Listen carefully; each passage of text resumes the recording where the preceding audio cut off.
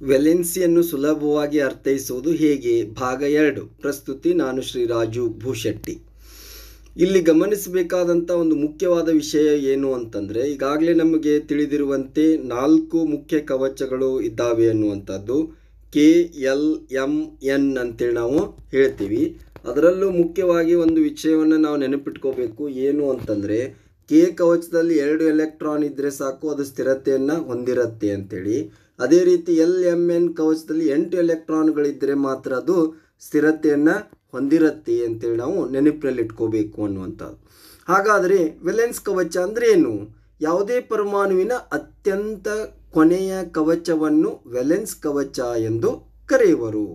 ಉದಾಹರಣೆಗೆ ಹೈಡ್ರೋಜನ್ನ ಕೊನೆಯ ಕವಚ ಎಂದರೆ ಅದು ಕೆ ಕವಚ ಅಂತೇಳಿ. ಇದನ್ನೇ ನಾವು ಅತ್ಯಂತ ಹೊರ ಕವಚ ಅಥವಾ ವೆಲೆನ್ಸ್ ಕವಚ ಅಂತೇಳಿ ಕರೆಯುತ್ತೇವೆ ಅನ್ನುವಂಥದ್ದು. ಇನ್ನು ಈ ಒಂದು ವೆಲೆನ್ಸಿಯನ್ನು ಸುಲಭವಾಗಿ ನಾವು ನೆನಪಿನಲ್ಲಿ ಇಟ್ಕೋಬೇಕು ಅಂದರೆ ಒಂದು ಮಹತ್ವದ ಸಂಗತಿಯನ್ನು ಗಮನಿಸಬೇಕು. ಏನು ಅಂತಂದರೆ, ಲೋಹಗಳ ಅತ್ಯಂತ ಹೊರ ಕವಚವು 1, 2, 3, 4 ಎಲೆಕ್ಟ್ರಾನ್ಗಳನ್ನು ಹೊಂದಿರುತ್ತೆ ಅಂತೇಳಿ.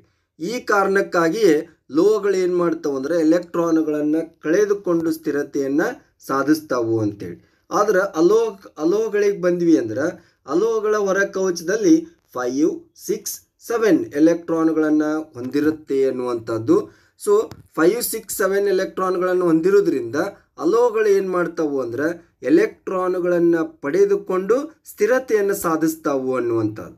ಒಂದು ಉದಾಹರಣೆಯನ್ನು ನಾವು ನೋಡೋದಾದರೆ, ಹೈಡ್ರೋಜನ್ ಕೆ ಕವಚವನ್ನು ಅದು ಸ್ಥಿರತೆಯನ್ನು ಹೊಂದಲು 2 ಎಲೆಕ್ಟ್ರಾನ್ಗಳು ಬೇಕು ಅನ್ನುವಂಥದ್ದು. ಆದರೆ ಹೈಡ್ರೋಜನ್ ಕೇವಲ 1 ಎಲೆಕ್ಟ್ರಾನನ್ನು ಹೊಂದಿರುವುದರಿಂದ ಸ್ಥಿರತೆಗೆ ಇನ್ನೂ 1 ಎಲೆಕ್ಟ್ರಾನ್ ಅದಕ್ಕೆ ಬೇಕು.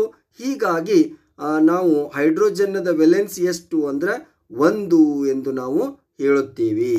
ಇನ್ನು ನಂತರ ಮುಂದಿನ ಧಾತುವನ್ನು ನಾವು ಗಮನಿಸಿದ್ವಿ ಅಂದರೆ ಹೀಲಿಯಂ ಕೆ ಕವಚದಲ್ಲಿ 2 ಎಲೆಕ್ಟ್ರಾನ್ ಇರುವುದರಿಂದ ಅದು ಸ್ಥಿರವಾಗಿದೆ ಅಂತ ಹೇಳ್ತೀವಿ. ಅದರ ವೆಲೆನ್ಸಿನೂ ಕೂಡ ಅದು 2 ಸ್ಥಿರವಾಗಿರೋದ್ರಿಂದ ವೆಲೆನ್ಸಿ 0 ಅಂತ ಹೇಳ್ತೀವಿ. ಅದೇ ರೀತಿ ಲಿಥಿಯಂ ಬಂದ್ವಿ ಅಂದರೆ ಪರಮಾಣು ಸಂಖ್ಯೆ 3. ಇಲ್ಲಿ ಕೆ ಕವಚದಲ್ಲಿ 2 ಎಲೆಕ್ಟ್ರಾನ್ ಹೋಗುತ್ತೆ, ಮುಂದೆ ಉಳಿದಂಥ 1 ಎಲೆಕ್ಟ್ರಾನ್ ಎಲ್ ಕವಚದಲ್ಲಿ ಹೋಗುತ್ತೆ.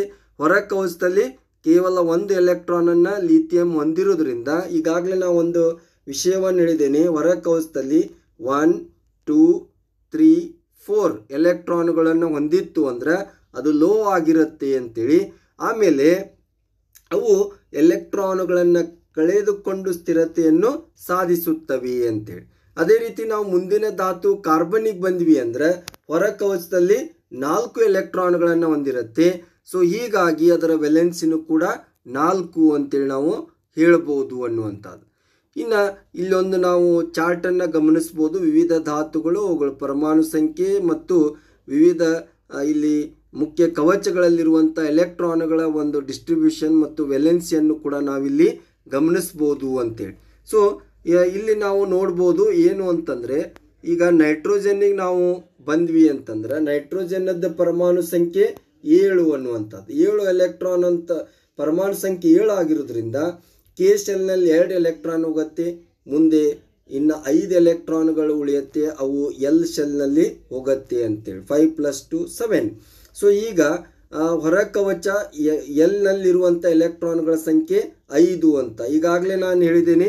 ಹೊರ ಕವಚದಲ್ಲಿ 5, 6, 7 ಎಲೆಕ್ಟ್ರಾನ್ಗಳನ್ನು ಹೊಂದಿದ್ವು ಅಂದ್ರೆ ಅವುಗಳನ್ನು ಅಲೋಹಗಳು ಅಂತೇಳಿ ನಾವು ಹೇಳ್ತೀವಿ ಅನ್ನುವಂಥದ್ದು. ಅವೇನು ಮಾಡ್ತಾವೆ ಅಂದರೆ ಎಲೆಕ್ಟ್ರಾನ್ಗಳನ್ನು ಪಡೆದುಕೊಂಡು ಸ್ಥಿರತೆಯನ್ನು ಸಾಧಿಸ್ತಾವು ಅಂತೇಳಿ. ಸೊ 5, 6, 7 ಹೊರ ಕವಚದಲ್ಲಿ ಎಲೆಕ್ಟ್ರಾನ್ಗಳು ಇದ್ವು ಅಂದರೆ ಅದನ್ನೇನು ಮಾಡಬೇಕು ಅಂದರೆ 8 - ಹೊರ ಕವಚದಲ್ಲಿರುವ ಎಲೆಕ್ಟ್ರಾನ್ಗಳ ಸಂಖ್ಯೆ 8 - 5 ನಾವು ಮಾಡಿದ್ವಿ ಅಂದ್ರೆ 3 ಬರುತ್ತೆ. ಹೀಗಾಗಿ ಅದರ ವೆಲೆನ್ಸಿನೂ ಕೂಡ 3 ಅಂತೇಳಿ ನಾವು ಸುಲಭವಾಗಿ ಹೇಳ್ಬೋದು ಅನ್ನುವಂಥದ್ದು. ಇನ್ನು ಮುಂದಿನ ಒಂದು ಧಾತುವನ್ನು ನೋಡಿದ್ವಿ ಅಂದ್ರೆ ನಾವು ಆಕ್ಸಿಜನ್ ಪರಮಾಣು ಸಂಖ್ಯೆ 8.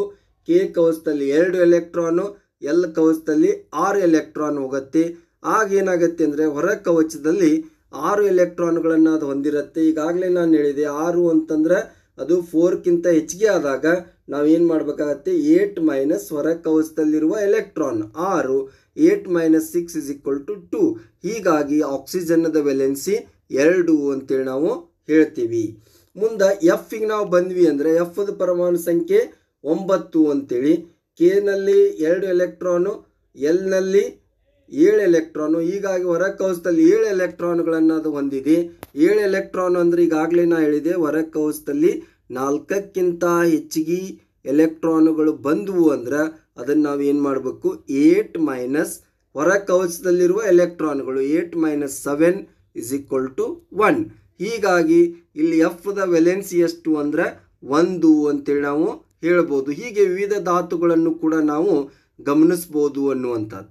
ಸೊ ಈ ರೀತಿಯಾಗಿ ನಾವು ಏನು ಮಾಡ್ಬೋದು ಅಂದರೆ ಧಾತುಗಳ ಒಂದು ವೆಲೆನ್ಸಿಯನ್ನು ಸುಲಭವಾಗಿ ಕಂಡುಹಿಡಿಬೋದು ಅಂತೇಳಿ. ಧನ್ಯವಾದಗಳು.